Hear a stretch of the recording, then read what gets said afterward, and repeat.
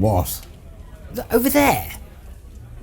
Sorry, Can you see? Yeah, I could see. I'm looking over here because I'm drinking the gin on the table in front of me. I'm not turning round to see some nonsense. You've probably seen a picture. Once again, you've seen a picture on the wall and you've got all cross because you don't like French modernism. No. Well, this is close to that. You know Elton, of course. Oh, Elton. Yes. I don't like being in the club when he's here. I have an arrangement. The arrangement's quite simple. If Elton's coming here, they telephone me and say Elton's coming in, and I say, tell them to get out, and they do, and then I come to the club. I won't come in otherwise. We'll never he's here now. What? He's here now, over by the bar, with his chums. This suggests, quite possibly, that the system has failed somewhat. Yes.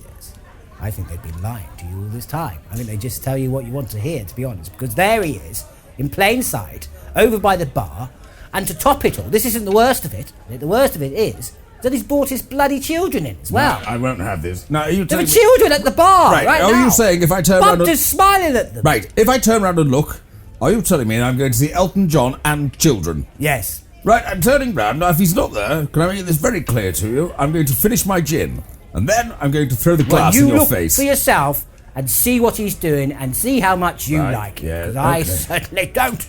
Takes some effort to turn around. Hang on a minute. That's about 3/4 of an inch. Hang on a moment. Goodness me. Good job it's not your round at the bar. Oh, look, I just Jane Ashes in my eyeline with the chimp. Here we go. Bloody hell. You see it? You see it now? You see what I've been looking at for the past half an hour? You weren't wrong, were you? No. What's going on here? What is going on here? Why is Elton John in here? Why have I not been informed that Elton John was coming to the club when I'm already here? Why has Elton John got a child with him? It's worse than that, man. Yeah? He's breastfeeding the child in the club. Oh, for the love of God.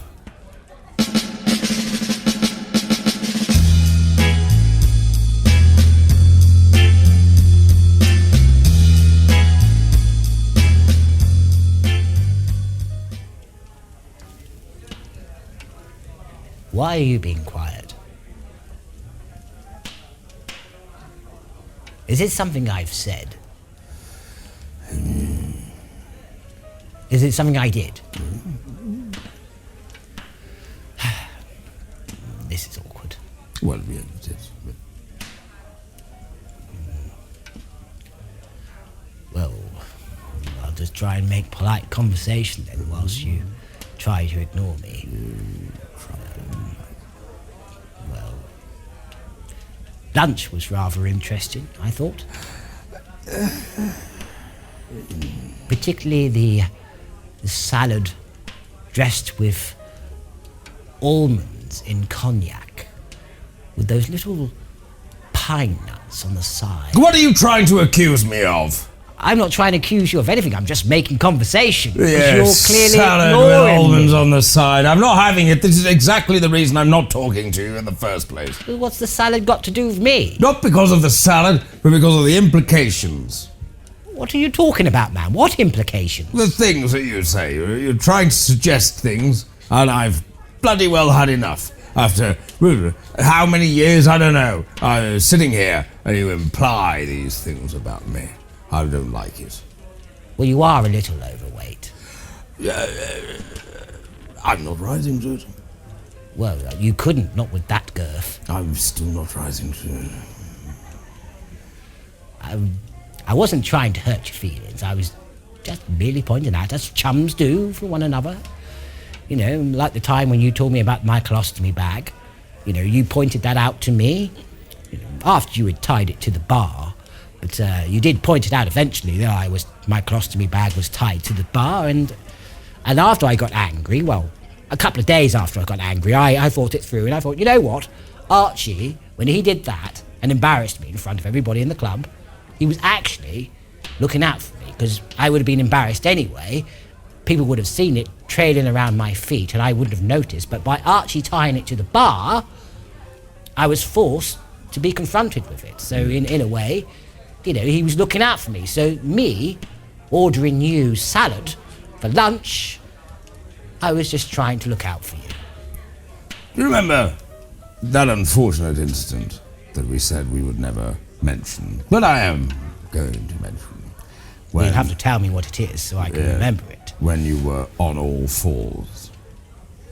Well, there's been several occasions of that, so you'll have to be a bit more precise. In the dungeon on Greek Street. Oh. With the Alsatian. Oh. Yeah. Frank Boff.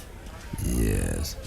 I paid for them to smear the pedigree chum on the back of your knackers. You paid Frank Boff to do that? I did. What a bally good friend you are. I am, yeah. And then I brought the dog in.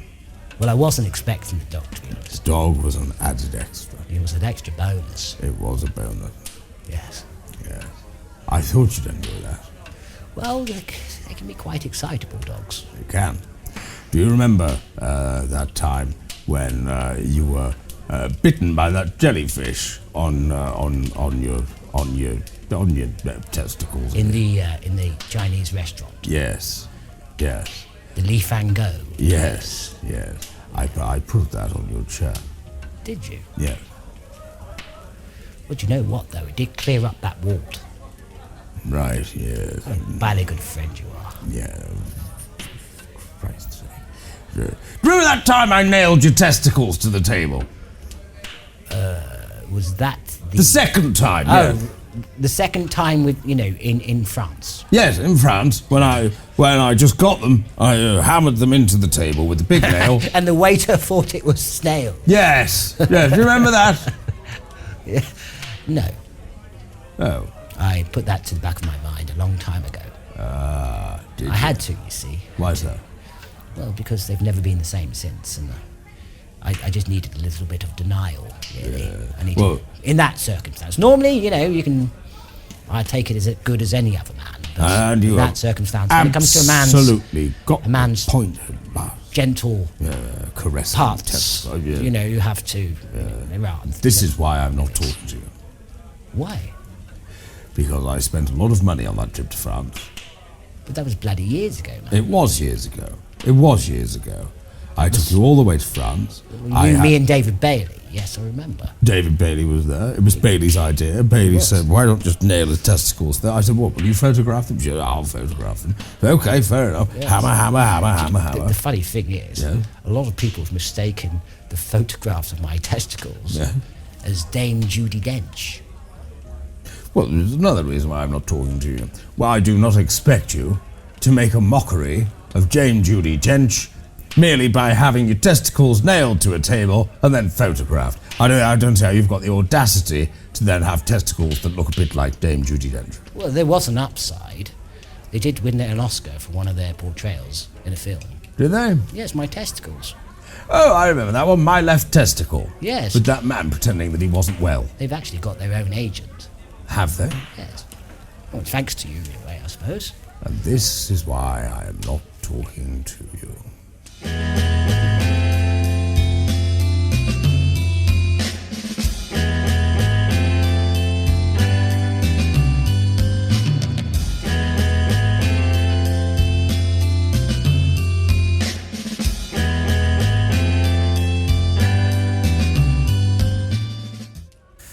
Do you remember Morbid Malcolm? What? Morbid Malcolm. Morbid Malcolm. Skinny chap. Oh, yeah. Curly hair. Not much personality. No, not at all. Used to be the chief executive of Wonderbra. Oh, the ladies. Yes. Ladies titty bagger. Yes, in the 80s and 90s. Yeah. Things were good for him until the bottom fell out of the market. Yeah. But then, the funny thing about Malcolm, you see, would just take him to these moments of just bursting into tears all the time. All the time. He was always Very upset. depressing man. Yeah. Very grey. He'd run to the lavatory, wouldn't he? Yes, run to the lavatory. Run to the lavatory. Weeping like a little girl. Weeping like a little girl, yeah. Yes. All He'd the go time. into those loos. Yes. I mean, we never saw him weep. No. We'd just hear the noises of some, well, it's a form of sobbing. So he'd be there, with the latest photo shoots for the Wonderbra adverts. Yes. you know, with the young girls. Young girls. Trying out the bars. Young girls with the titty Suddenly, bags. Yes. he'd go all right, Yes. run into the loos, Yeah. and we'd hear these sobbing sounds. So yeah, I remember. And when he came back out, Yes. he'd be a little bit happier. He would be. He'd had a good cry. I assume he was crying. He got through all the Kleenex. He got it out his system. He got it out his system. He would always seem so much happier, wouldn't he? Yes. Yeah. Well, you know, Do you remember Perverted John? perverted John. Perverted John. He was that chap. He was about 4'2". Oh, yes. Yeah, swarthy chap. Yes, perverted John. His main area of interest was he used to make those support garments for men's undercarriages. Yes. He was very keen on that. And then, I remember... That's how he got the name. Well, that's exactly it, because he was always happy to go... He was a little too keen. Well, he was. Do you remember what he used to say? When he'd go, I need to cap you. Oh, yes. And he said it was to do with the weight. Tony Benn didn't take it to... Tony Benn didn't enjoy it. he didn't Tony enjoy Benn it. punched He him. Told him. And punched him. Yes. Punched him. Punched and him, hit him told over the him. head with his pipe. Yeah, I said no. Stop that. Stop it. Stop that. We'll have none of that, he said. And Perverted John's going, no, I need to cup you, Tony. So, no. No, I remember that. And then, of course, it was terribly upsetting, wasn't it? When the whole of the gentleman's testicle area collapsed. Yes. Overnight. Fell into the gutter. You know, 1 minute it's the fad, it's the fashion, all It the is. way from It's Paris. right up there. It's right up there. Right up Everybody's doing it. Yes. And then Tony Benn gets upset. Yes. The next thing you know, Gone. people are just throwing away their catalogues. That's it. And then I remember Perverted John came in here. Yes. And he was so upset. And so that's when we said to him, well, over Bugger off. Yeah, well, no. We said to him about Malcolm. We said, what Malcolm does is he goes into the toilet Yes. and he looks at the literature from his glory days and he comes out happier after a good cry. He has a good weep and a cry. And at that point, Malcolm was going in there. I said, John, look. Yes. Malcolm's gone into the lavatory. Why don't you ask him for some advice? And John was, And John followed him into the lavatory.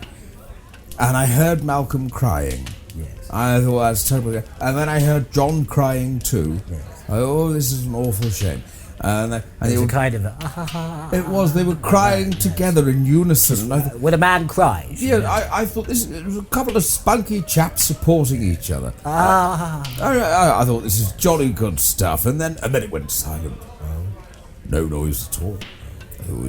This is strange. Maybe they are now just talking. Closure had happened, I assumed. I assumed that they had both reached an epiphany at the same moment. Well, they'd certainly reached something. Something had been reached. And so I left in a good 10 minutes or so, and then it didn't come out. That's strange. That's very strange. I knocked on the toilet door. I didn't want to interrupt them. If there's brotherly love being shared, Yes. I didn't want to interrupt this for a moment. Knock on the door. Knock. No, nothing. No. John, Malcolm, what's going on here? What's going on? Nothing. So I opened the door, just a crack. Just a little tiny crack. Yes. I opened the door and I looked at it. Very smell. Somebody's been spraying bleach in here. It's acrid, at the back of the throat. It hit you. Yes. Like, dear, I didn't like it at all. And I opened the door, and do you know what had happened? What? There was no sign of John. And I tried to rationalise this, and I thought he must have put his head down the toilet and pulled the chain, because he was so upset with what had happened to the gentleman's undergarment support market. But Malcolm was still there. But Malcolm had died. You remember, Malcolm had died, and somehow he was covered in glue. Yes. And he was stuck to a wall with Kleenex all over him, just dead. It looked as though almost like someone had shot a water cannon full of glue into his face, and he drowned and become stuck to the wall and covered in paper. And then Malcolm must have gone straight down the lavatory. He was so upset. Yes, must have. Must have. Either that or he just whacked in his face.